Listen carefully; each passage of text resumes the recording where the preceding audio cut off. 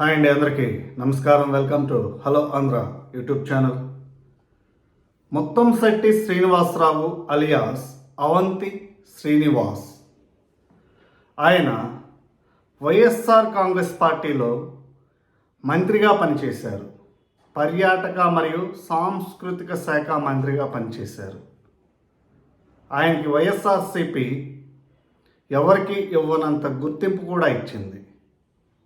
ఎందుకంటే ఆ పార్టీలో వన్ టైం ఎమ్మెల్యేగా గెలవగానే అక్కడ ఆయనకి మంత్రి పదవి ఇవ్వడం జరిగింది. అంటే మిగతా వాళ్ళు కూడా గెలిచారు, కానీ వైఎస్ఆర్ కాంగ్రెస్ పార్టీలో వారి ప్రయాణం అనేది ఎప్పటి నుంచో కొనసాగింది. కానీ ఇక్కడ ముత్తంశెట్టి శ్రీనివాస్ అనే వ్యక్తి అన్ని పార్టీలు మారి వైఎస్ఆర్ కాంగ్రెస్ పార్టీలో జాయిన్ అయ్యారు. సో అసలు ఇప్పుడు ఈ ముత్తంశెట్టి శ్రీనివాస్ గారు వైఎస్ఆర్ కాంగ్రెస్ పార్టీకి ఎందుకు రాజీనామా చేశారు? ఆయన చూపు ఇప్పుడు ఏ పార్టీ వైపు ఉంది అంటే, తనకి అంతగా గుర్తింపునిచ్చి మంత్రి పదవి కట్టబెట్టినటువంటి వైఎస్ఆర్ కాంగ్రెస్ పార్టీని వీడి మిగతా పార్టీల వైపు ఎందుకు చూస్తున్నారు? ఇవన్నీ ఒకసారి చెప్పుకుండే ముందు ఆయన రాజకీయ నేపథ్యం ఎలా మొదలైంది, అసలు ఆయన ప్రస్థానం అనేది ఎక్కడ మొదలైంది అనేది ఒక్కసారి పరిశీలిద్దాం. ఈ ముత్తంశెట్టి శ్రీనివాస్ అవంతి ఎడ్యుకేషనల్ ఇన్స్టిట్యూట్ నడుపుతున్నారు, ప్రధానంగా విశాఖపట్నంలో. ఆయనకి Avanthi engineering college, Avanthi pharmacy college, Avanthi management college ఇలా అనేక విద్యా సంస్థలు అనేవి ఉన్నాయి. ఆయన 2009లో తన రాజకీయ ప్రస్థానం ప్రజారాజ్యం పార్టీ నుంచి ప్రారంభించారు. ఆ తర్వాత ప్రజారాజ్యం పార్టీ కాంగ్రెస్ పార్టీలో విలీనం అవడంతో ఆయన కూడా కాంగ్రెస్ పార్టీ సభ్యులయ్యారు. ఆ తర్వాత జరిగినటువంటి 2014 ఆంధ్రప్రదేశ్ అసెంబ్లీ ఎన్నికల్లో ముత్తంశెట్టి శ్రీనివాస్ తెలుగుదేశం పార్టీ తరపున ఎంపీగా గెలిచారు అనకాపల్లి నుంచి.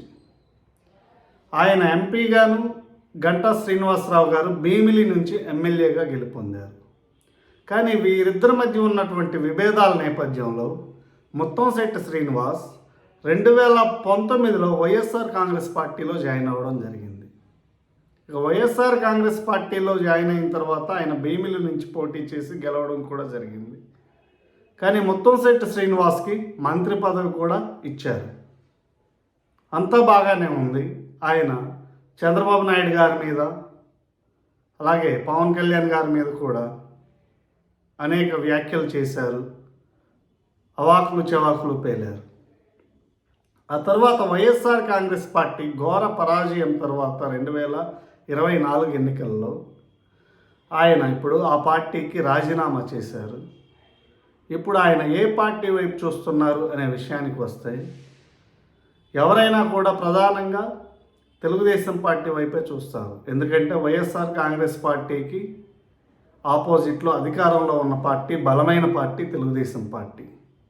గతంలో ముత్తంశెట్టి శ్రీనివాస్ గారు తెలుగుదేశం పార్టీ నుంచి ఎంపీగా కూడా గెలుపొందున్నారు.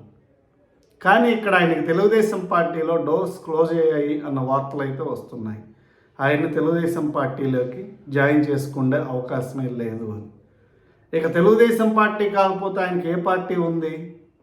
జనసేన పార్టీ ఉంది. ఆయన నిన్న వైఎస్ఆర్సీపీకి రాజీనామా చేసిన తర్వాత కొన్ని వ్యాఖ్యలు చేశారు.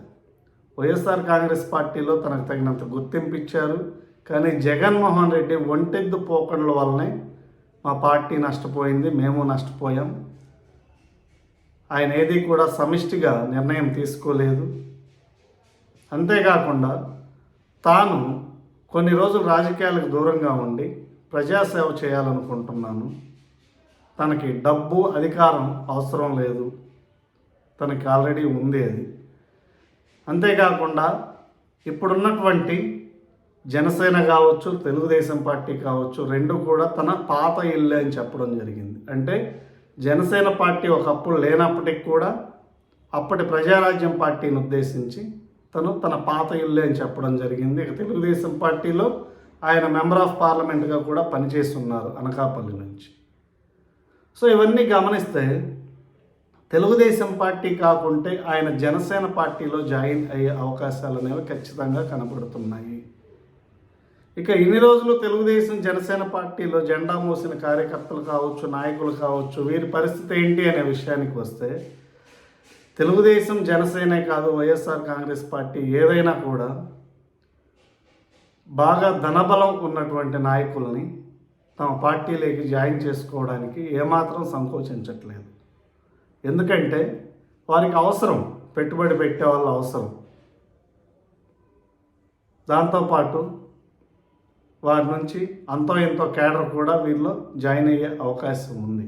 కానీ దానివల్ల ఎంత నష్టం జరుగుతుంది అనే విషయం పక్కన పెడితే ప్రస్తుతానికి పార్టీ ఫండ్ కింద కానీ లేదంటే ఇంకోలా వారు అక్రమంగా సంపాదించిన ధనంలో చాలా వరకు పార్టీ ఫండ్ ఇచ్చే అవకాశం ఉంది. కాబట్టి ఖచ్చితంగా ఇలాంటి వ్యక్తుల్ని జాయిన్ చేసుకుంటూ ఉన్నారు.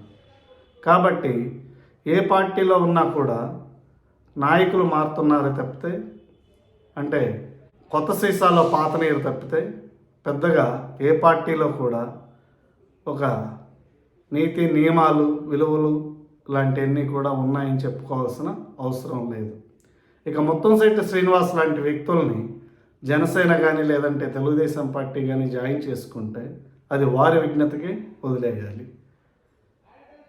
కార్యకర్తలు అడ్డు చెప్పకపోతే కొడాలి నాని, వల్లభనేని వంశీ లాంటి వాళ్ళని కూడా జాయిన్ చేసుకునే పరిస్థితి ఉంది అని చెప్పేసి ఆ పార్టీ కార్యకర్తలు, నాయకులే చర్చించుకుంటున్నారు.